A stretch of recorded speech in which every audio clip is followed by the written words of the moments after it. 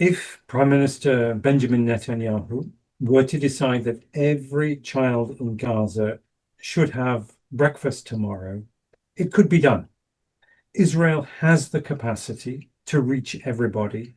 The United Nations, capable, experienced humanitarians are on standby. They have the resources, they have the personnel, they have the plan, they have everything they need waiting to go. They are simply being held up by the fact that the Israeli government is saying no.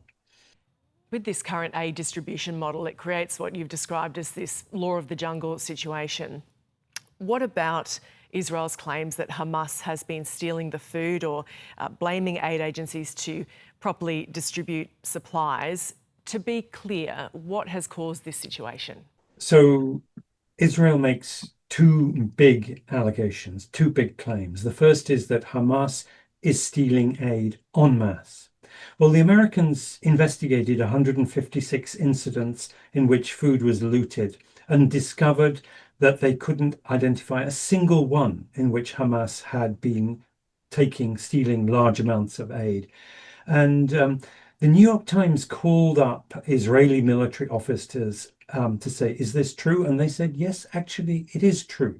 So privately, the Israelis admit that Hamas is not stealing aid en masse. Israel also says that the UN has large numbers of trucks that it is simply not moving.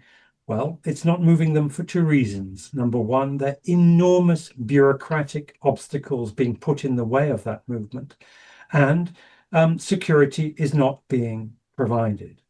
What Israel has done is it set up this new system, the Gaza Humanitarian Foundation, which has just 4 locations. Now, what we see happening there in each of those locations is people have to travel long distances through military zones to get to them, and they're just open for a few minutes every day. And when the gates open, the crowds pour in, and it's the youngest, the fittest, the strongest who get that food. And they break open the boxes, they put what they want into their sacks, and they make off with it. And women and children and others come and they pick up what's left over. The Gaza Humanitarian Foundation cannot tell you who is eating that food. They have no monitoring of what happens to that food after it leaves their compounds. Some of it appears in the market. Some of it is robbed or looted by armed gangs. For all we know, half of it is being eaten by Hamas. If Israel really is worried about Hamas taking food, it would not be running the GHF model of aid stations as they exist today. Can you tell us how starvation leads to a breakdown of society and just that exponential negative effect that then has? So starvation is a biological phenomenon. It is losing one's body fat. And if I were to be completely deprived of food, over a period of 40, 50 days, I would just get thinner and thinner. And then suddenly there would be a turning point at which my body began to consume its vital organs. And I would become so desperately ill. My brain would be affected, my stomach, my heart, my liver, and I would need to be in intensive care. For a child, that is much quicker. So you have this situation where it gets worse, worse, worse, worse, and then much, much worse all of a sudden. Starvation is also a social phenomenon. It's that breakdown of society. And that also happens slowly, slowly, and then all at once. And the tipping point for those of us who have seen these situations is when a family, instead of sharing bread, begin to fight for the bread.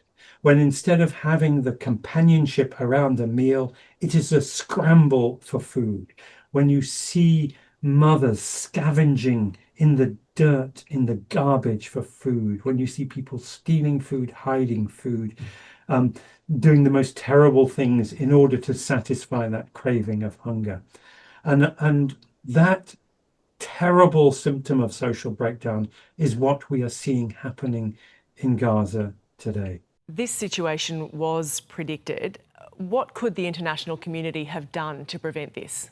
So experienced humanitarians, the United Nations, They have known, they have warned about this from November or December of 2023. For more than 18 months, repeatedly, the humanitarian specialists have been saying, if this condition is allowed to continue as it is, we will see a sudden escalation at some point of mass starvation among children and social breakdown as a whole. Um, it just wasn't clear exactly when it would happen, but the last warnings that were sounded in May were absolutely crystal clear. And then just a couple of days ago, the United Nations Famine Review Committee, attached to the experts who measure food insecurity and malnutrition, said the worst case scenario that they foresaw and predicted, that worst case scenario of famine, is playing out as we speak. Famine is yet to be formally declared. One of the conditions to do so can't be met because that data can't be gathered from inside at this point.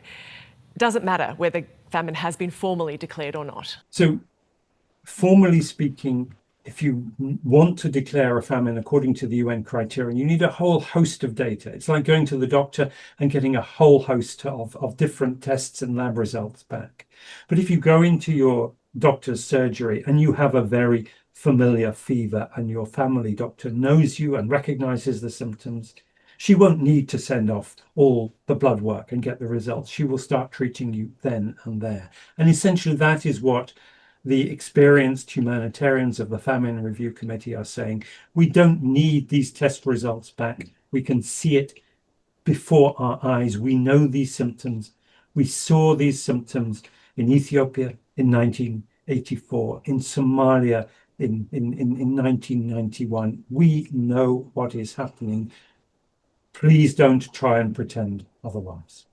Donald Trump has acknowledged there is starvation in Gaza. We know the US Special Envoy Steve Witkoff will be inspecting the Gaza Humanitarian Foundation's aid sites. Do you believe he's going to get a full picture of what is happening inside Gaza? So Israel has done its best to control, massage the information, to suppress the statistics. It hasn't allowed any independent international journalists to go into Gaza except with its own troops since this war began. So the best famine early warning has historically been the free media.